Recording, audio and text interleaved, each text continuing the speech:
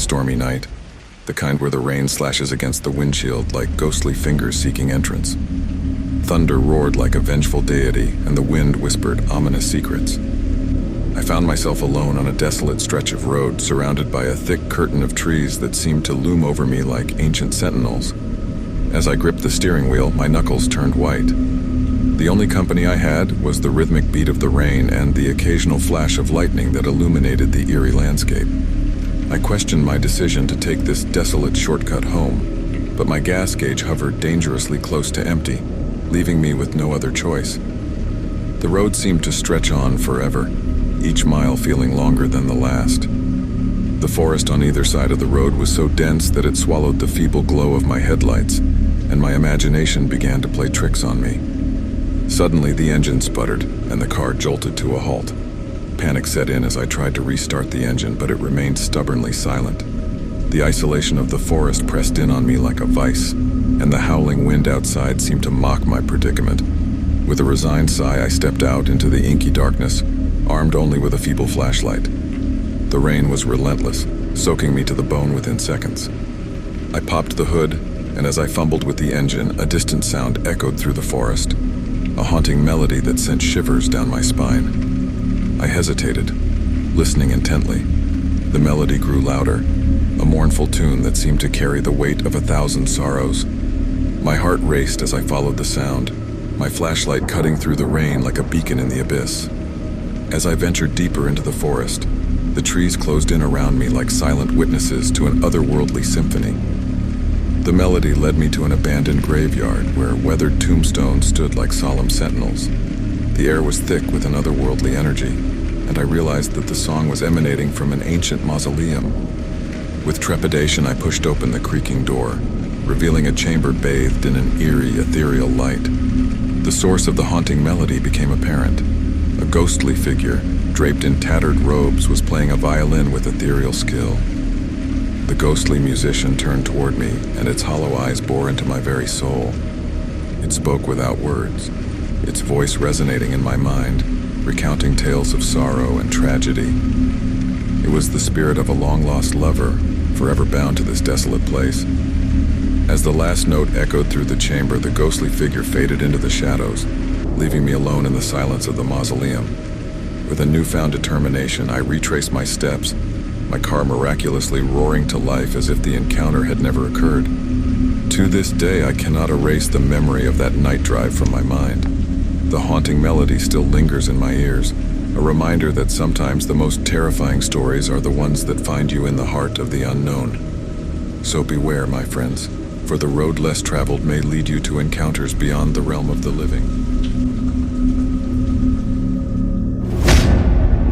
It was a moonless night, the kind where the darkness seems almost alive, and the stars themselves hide behind a thick veil of clouds. The road stretched before me like an endless ribbon, its twists and turns conspiring with the shadows to create an unsettling dance. As I navigated the desolate highway, my only companions were the distant howls of unseen creatures and the rhythmic hum of my engine. The radio, tuned to a frequency lost in static, emitted sporadic bursts of distorted music that added an eerie soundtrack to the journey. The landscape was desolate, with nothing but the silhouettes of gnarled trees against the night sky. It felt like the road led to a place forgotten by time, a place where the boundary between the living and the otherworldly blurred. Suddenly, the headlights illuminated a figure standing in the middle of the road, a lone hitchhiker with a haggard appearance, his clothes clinging to him like the memories of a long-forgotten past. A sense of foreboding gripped me, but empathy overruled caution as I decided to offer him a ride. The hitchhiker climbed into the back seat without uttering a word. His presence cast a palpable chill in the air, and an unsettling silence enveloped the car. As I stole glances at him through the rearview mirror, I noticed his eyes, piercing yet empty, as if reflecting a darkness that transcended the physical realm. I tried to engage him in conversation, but his responses were cryptic, filled with whispers that seemed to echo from the depths of his soul. The air inside the car thickened with an unspoken tension, and an invisible weight settled over my shoulders. With each passing mile, the hitchhiker's demeanor became increasingly erratic. He spoke of a curse that bound him to the road, recounting tales of a tragic accident that had claimed his life years ago. car seemed to carry the weight of his sorrow, the atmosphere resonating with the echoes of a bygone tragedy. As we neared an old dilapidated bridge, the hitchhiker's whispers grew louder, filling the confines of the car with an otherworldly resonance. In a moment of pure terror, the car's headlights flickered, and the bridge seemed to stretch into infinity.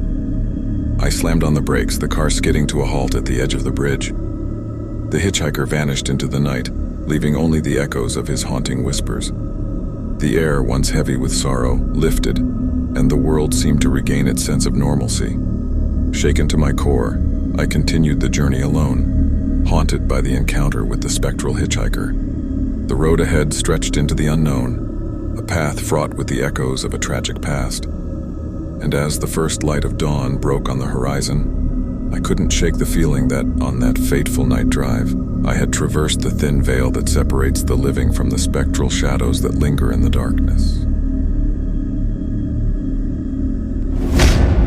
On a desolate stretch of highway, surrounded by vast fields under the vast canvas of the starry night, I embarked on a journey that would forever alter my perception of reality. The road, straight and seemingly endless, stretched like a silver ribbon under the soft glow of the moon. As I cruised through the darkness, a peculiar glow appeared on the horizon. It flickered and danced, beckoning me to approach. Intrigued, I followed the ethereal light until it led me to an abandoned carnival, its once vibrant attractions now shrouded in an eerie stillness.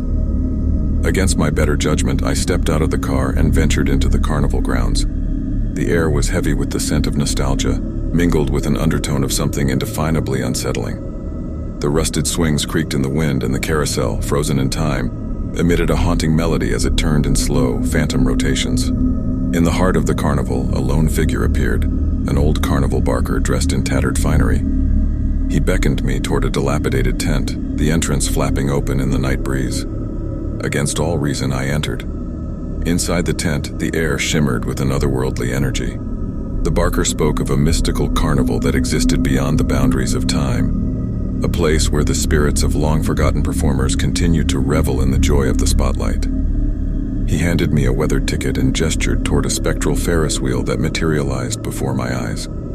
As I boarded one of the ethereal carriages, the wheel began to turn, carrying me into a realm where the boundary between the living and the supernatural blurred. Each turn of the wheel unveiled a different era of the carnival's history: the lively music of the 1920s, the neon glow of the 1980s, and the enchanting melodies of an era lost to time. The spirits of acrobats, clowns, and illusionists performed their long-forgotten acts with an otherworldly grace. As the Ferris wheel reached its zenith, a blinding light enveloped me. When it subsided, I found myself back at the entrance of the carnival, the old barker nodding in acknowledgement. With a mysterious smile, he handed me a relic, a token from the spectral carnival. As I returned to my car and drove into the night, the carnival faded into the rearview mirror, leaving me with a sense of wonder and disbelief. The token in my hand seemed to pulse with an energy that transcended the ordinary, a reminder that sometimes the road less traveled can lead to encounters with the extraordinary. And so, under the vast expanse of the night sky, I continued my journey, forever changed by the spectral carnival that danced at the edge of reality.